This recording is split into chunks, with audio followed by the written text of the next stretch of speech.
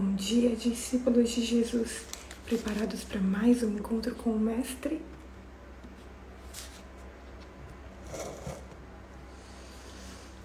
Já estou entrando aqui com o pessoal do Google Meet. Bom dia, tudo bem com vocês? Vamos para mais um encontro com o Mestre. Quem vai orar para nós, para já darmos início ao nosso estudo de hoje?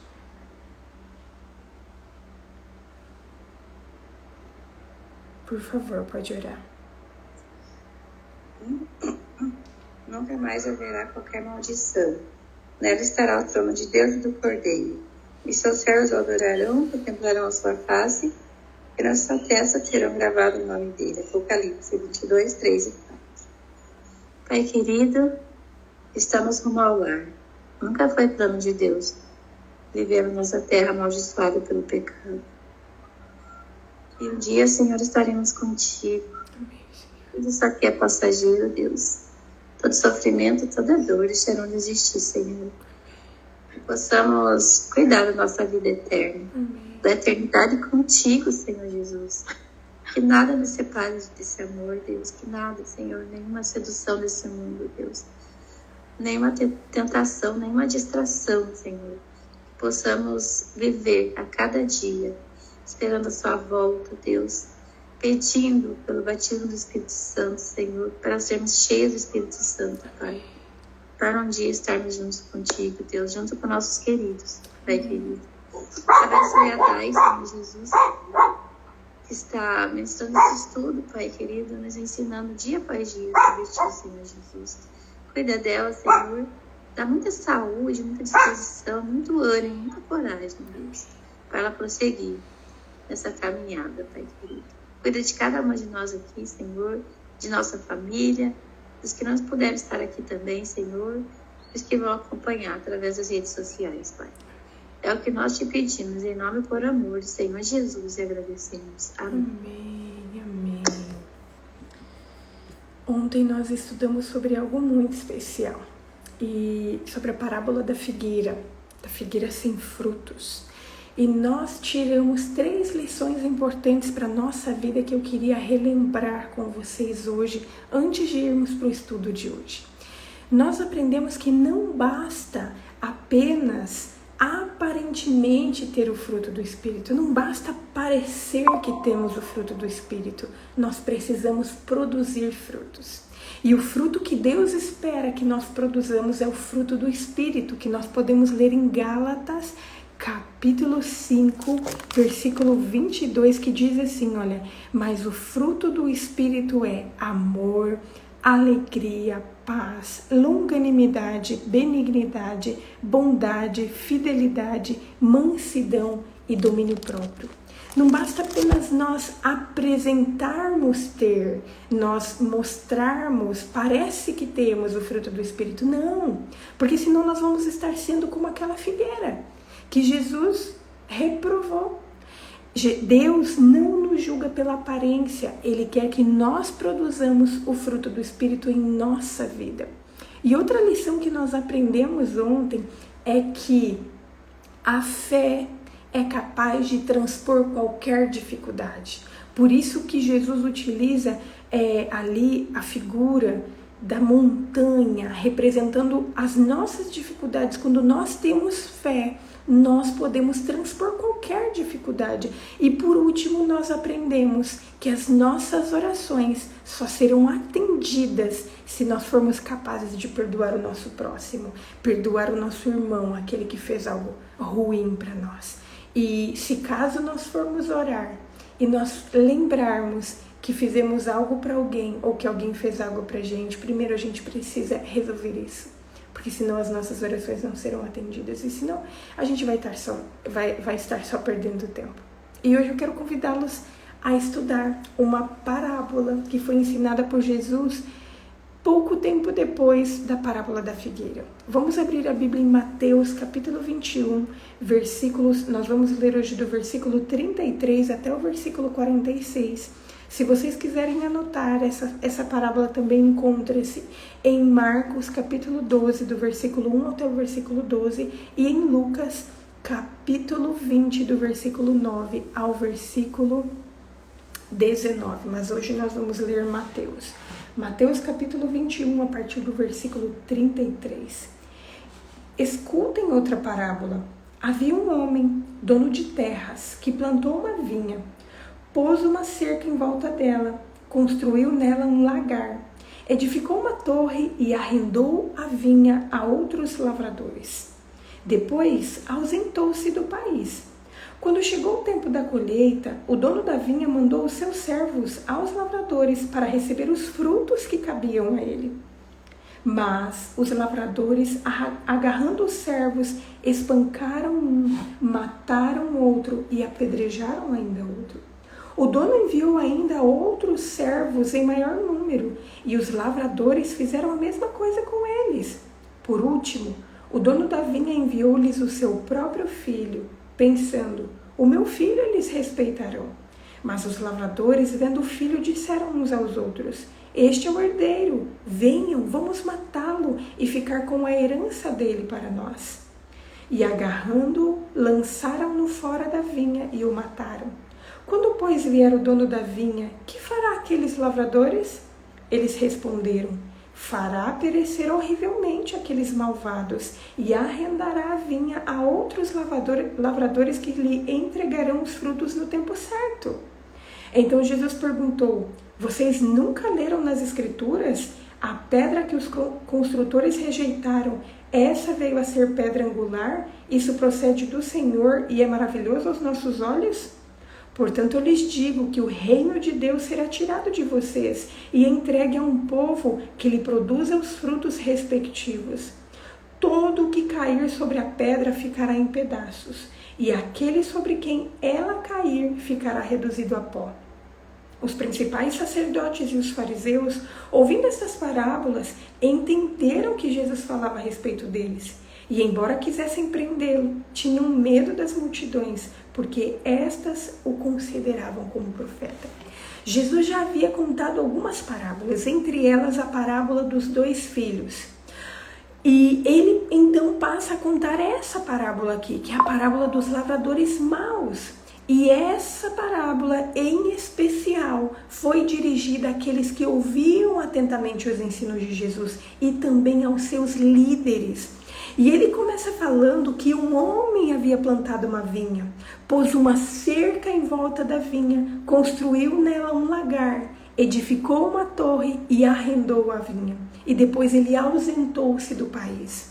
A vinha era um dos símbolos nacionais de Israel, bem próximo desse lugar onde Cristo estava contando essa parábola. Na entrada do templo havia uma grande e magnífica videira esculpida em ouro, e essa representava Israel.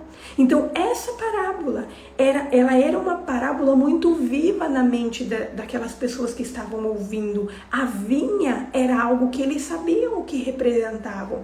E essa parábola enfatiza as ricas bênçãos que Deus concedeu a Israel, para que o povo de Israel pudesse suprir o mundo com o fruto do caráter divino.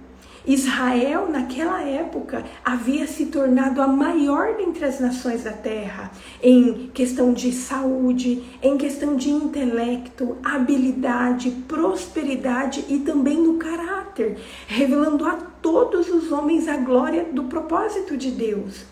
E a cerca aqui, porque Jesus fala que o dono plantou a vinha e colocou uma cerca ao redor dela. O que significa essa cerca que havia sido construída ao redor dessa vinha?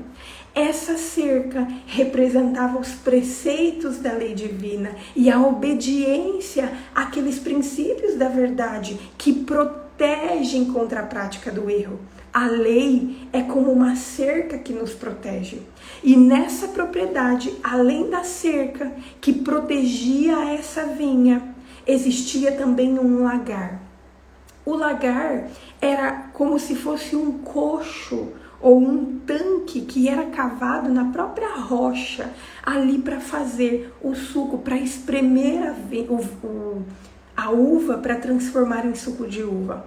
E depois de preparar tudo, Jesus fala que esse dono da vinha, depois de deixar essa vinha pronta, que ele arrenda essa vinha, que ele aluga essa vinha. Nos tempos antigos, o aluguel de um campo, ele era pago ou à vista ou em um acordo. E quando era em acordo, como é o fato dessa parábola, uma quantidade específica da colheita ou uma quantia proporcional à colheita era estipulada na negociação. E os lavradores, então, eles tinham que pagar esse valor específico ou em produto ou em dinheiro, correspondendo à quantidade do produto, para o dono da vinha. Os arrendatários ali tinham que pagar. E os lavradores aqui nessa vinha são os arrendatários, os próprios arrendatários. Então Jesus, contando a parábola, disse que chegou o tempo da colheita e que o dono da vinha não veio pessoalmente para receber, mas que ele enviou os seus servos aos lavradores, aqueles arrendatários, para que eles recebessem o fruto que cabia ao dono, o fruto que cabia a ele. Os sacerdotes, em sentido especial, eles eram os depositários. Eles eram designados para cuidar da vinha do Senhor. E os profetas eram os representantes, os servos escolhidos por Deus para virem buscar essa colheita que era de direito do dono. Só que esses representantes, eles foram enviados para receber os frutos que eram do dono da vinha, que o dono havia pedido porque fazia parte ali do acordo. Só que o que acontece? Aqueles arrendatários, eles pagam o preço? Aqueles arrendatários, eles enviam os frutos? Não. A parábola deixa clara aqui que aqueles arrendatários, que eles maltrataram aqueles servos do dono que havia ido receber aquele valor, que havia ido receber a colheita, os frutos que cabia ao dono. Jesus estava tentando dizer com isso que Israel devia mostrar o fruto do caráter e revelar ao mundo os princípios do reino dos céus. O fruto do caráter devia se manifestar primeiramente na sua vida e então na vida dos povos ao redor. Do mesmo modo que Deus espera que a sua igreja hoje partilhe das grandes bênçãos que Ele tem derramado sobre nós, sobre a sua igreja. Mas a parábola fala que os arrendatários maltrataram aqueles que haviam ido buscar em nome do dono. Os arrendatários da vinha não apenas se recusaram a pagar o aluguel, mas eles insultaram o dono quando eles maltrataram o seu representante. E aquilo que eles fizeram era como se eles estavam fazendo ao próprio dono da vinha.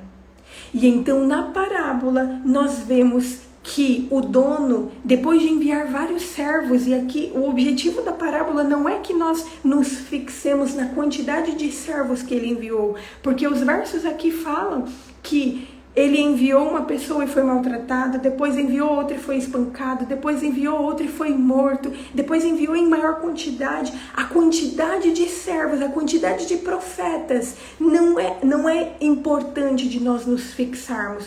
O que nós temos que pensar, o que nós temos que nos fixar é o que essa parábola significa para nós hoje. E então a parábola, Jesus fala que o dono envia o seu próprio filho na esperança de que fosse respeitado. Só que a parábola mostra que os arrendatários ali o lançaram fora. Olha o que o verso fala. Versículo 37 diz assim: por último, o dono da vinha enviou-lhe o seu próprio filho pensando, o meu filho eles respeitarão. Mas os lavradores, vendo o filho, disseram uns aos outros, este é o herdeiro, venham, vamos matá-lo e ficar com a herança dele para nós. E agarrando-o, lançaram-no fora da vinha e o mataram. Olha o que aconteceu. Nessa parábola aqui está falando que as pessoas a quem foi enviado o filho do dono o rejeitaram. Quando os judeus rejeitaram aqui Jesus como Messias, eles desprezaram a última oferta de misericórdia a eles como nação. E eles estavam fazendo como essa parábola representava, pegando o filho do dono da vinha e maltratando e matando. O interessante nessa parábola é que nesse mesmo dia em que Jesus estava contando essa parábola, os membros do Sinédrio procuravam algum meio de se livrar de Jesus. Repetidamente, durante aqueles últimos meses, os líderes haviam se reunido para encontrar um meio de pôr um ponto final no ministério de Jesus. E as últimas tentativas disso foi feito no sábado, quando nós estudamos alguns dias atrás, e também naquela manhã daquele mesmo dia. Só que Jesus deixa claro aqui no versículo 40 o que aconteceria. E ele fala o seguinte: quando, porém, vier o dono da vinha, o que acontecerá àqueles lavradores? Jesus aqui, ele deixa claro que o próprio dono da vinha vai vir. O próprio dono da vinha iria investigar pessoalmente a situação que havia ocorrido. E Jesus questiona aqueles ouvintes e Jesus pergunta assim: quando o dono da vinha vier, o que vai acontecer com esses lavradores maus? E eles deram uma resposta que nós podemos conferir no versículo 41 e diz assim, olha: e eles responderam: fará perecer horrivelmente aqueles malvados e arrendará a vinha a outros lavradores que lhe entregarão os frutos no tempo certo. A resposta foi dada, e aquela resposta que aquelas pessoas, que os ouvintes deram, é que o dono da vinha faria perecer horrivelmente aqueles malvados e que daria aquela vinha para outras pessoas. Não poderia haver resposta diferente. Aqueles que não der frutos, aqueles que não derem frutos, o direito de cuidar da vinha será tirado e eles vão perecer. E outros terão a oportunidade de administrar a vinha e de entregar ao dono da vinha o fruto no tempo certo. Só que após essa resposta dada sobre o que aconteceria àqueles lavradores maus, Jesus ele faz uma outra pergunta. No versículo 42 nós lemos assim: então Jesus lhe perguntou: vocês nunca leram nas escrituras? A pedra que os construtores rejeitavam, essa veio a ser a pedra angular. Isso procede do Senhor e é maravilhoso aos nossos olhos. Portanto, eu lhes digo que o reino de Deus será tirado de vocês e entregue a um povo que lhe produza os respectivos frutos. Todo o que cair sobre essa pedra ficará em pedaços, e aquele sobre quem ela cair ficará reduzido ao pó. Jesus aqui questiona se aquelas pessoas, elas nunca tinham lido a Bíblia. E Jesus cita aqui o Salmo 118, versículo 22. E entre as pessoas que ouviram, ali estavam os escribas. Os escribas tinham o dever de estudar as escrituras e de ensinar as escrituras para as pessoas. Só que Jesus aqui questiona: será que eles mesmos, será que vocês mesmos que estão estudando as escrituras, será que vocês estão compreendendo? Será que vocês estão compreendendo como tem que compreender? E Jesus cita o texto da pedra angular. E com certeza os rabis a reconheceram como uma passagem messiânica. Só que eles apenas reconheceram. Reconhecer é diferente de aceitar. Aqueles líderes religiosos, aquelas pessoas ali, eles reconheciam que as palavras que Jesus estava falando, que elas estavam de acordo com as profecias bíblicas, mas eles se recusavam a aceitar. E assim como os lavradores da vinha, eles reconheciam que o dono tinha direito, mas eles não estavam dispostos a lhe dar a parte que lhe era de direito. Eles não estavam dispostos a pagar o preço. E então Jesus ele faz uma dura declaração que nós podemos ler no versículo 43. E Jesus fala assim, olha: portanto eu lhes digo que o reino de Deus será tirado de vocês e entregue a um povo que lhe produza os respectivos frutos. Jesus afirma que o reino dos céus seria tirado daquelas pessoas e seria dado a outros que estivessem dispostos a produzir os respectivos frutos. E declara que todo aquele que cair sobre essa pedra ficará em pedaços, mas aquele sobre quem a pedra cair ficará reduzido a pó. Jesus estava querendo dizer com essa afirmação que só existem duas decisões a tomar. Ou nós caímos sobre a pedra, ou a pedra cairá sobre nós. E o que isso significa? Cair sobre a pedra nesse versículo significa se submeter completamente à vontade de Deus.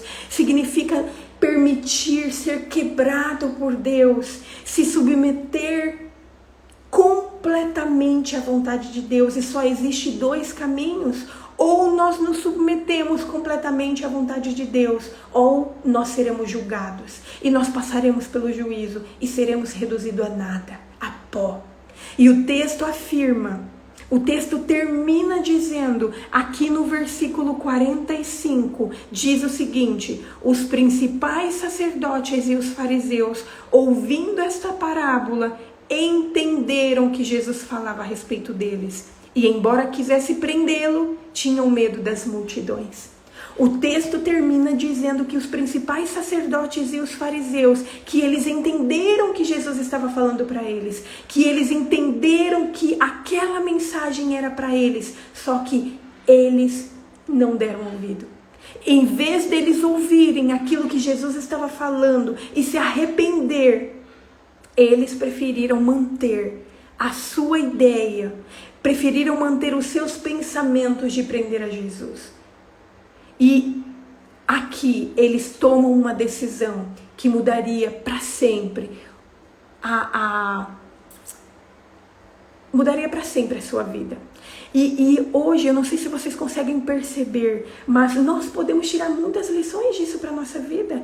Porque continuamente Jesus está falando as coisas para nós, mas nós temos a mesma decisão que esses líderes tinham. Ou nós nos permitimos ser quebrados por Jesus, ou nós nos permitimos nos submetermos completamente à vontade de Deus, ou nós passaremos pelo juízo. Não há outro caminho.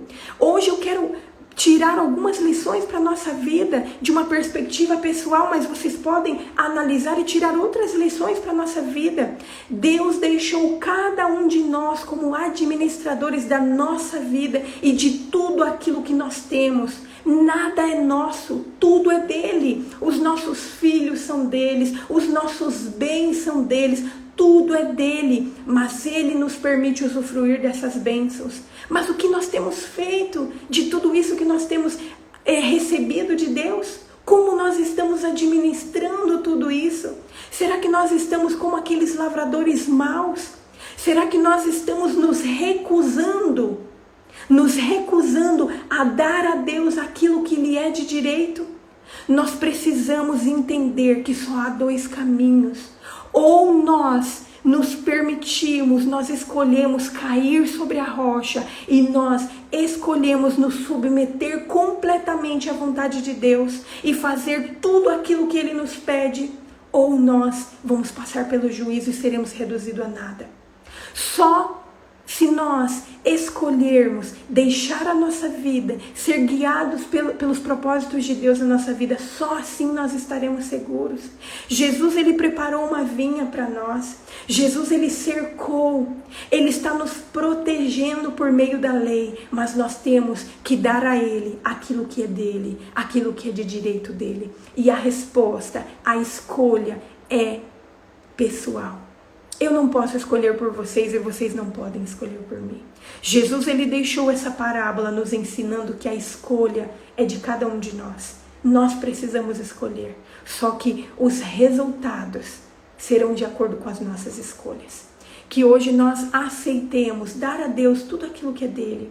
Que nós aceitemos ser administradores de tudo aquilo que Ele nos deu, fielmente, como uma parceria, reconhecendo que nada é nosso, tudo é dele, e que nós possamos estar dispostos a colocar a nossa vida, a nos quebrantarmos, a nos submetermos completamente à vontade de Deus e nos colocarmos sobre a rocha, que é Jesus. Vamos orar? Querido Deus, Nós te louvamos, Senhor, porque dia a dia o Senhor tem nos ensinado, Pai, por meio da Tua palavra. E hoje nós aprendemos, Senhor, sobre esses lavradores maus.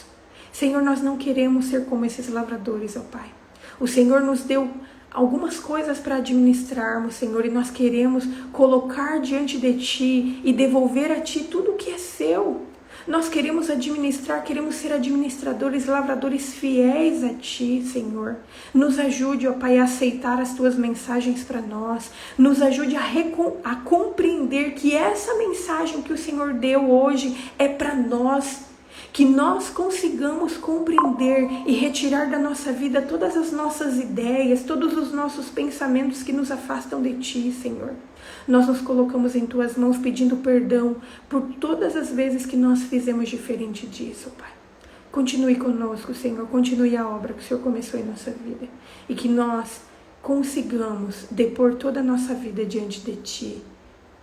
Consigamos estar dispostos a aceitar tudo aquilo que o Senhor nos pede, a aceitar a proteção que o Senhor coloca diante de nós, que é a Sua lei, e que nós, para além de entendermos que a mensagem é para nós, que nós estejamos dispostos a fazer tudo o que o Senhor tem nos pedido, Pai. Senhor, abençoe o nosso sábado, abençoe a nossa vida. O Senhor sabe os pedidos que vai no coração de cada uma dessas pessoas que estão assistindo hoje. Abençoe os enfermos, Senhor, ajude-os a serem renovados, a terem a saúde renovada em Ti. Mas que todos os momentos, Senhor, a nossa busca, as nossas energias sejam voltadas para Te buscar de todo o nosso coração, para que o Senhor continue a obra em nossa vida. Nós Te agradecemos por tudo que o Senhor já fez, por tudo que o Senhor está fazendo e por tudo que o Senhor ainda fará. E tudo isso nós Te pedimos e agradecemos, em nome de Jesus. Amém. Que Deus abençoe a todos. Amanhã nós continuaremos estudando sobre a vida de Jesus. Que continuemos nos enchendo da palavra de Deus para sermos cheios do Espírito Santo. Até amanhã, que Deus abençoe. Tchau, tchau.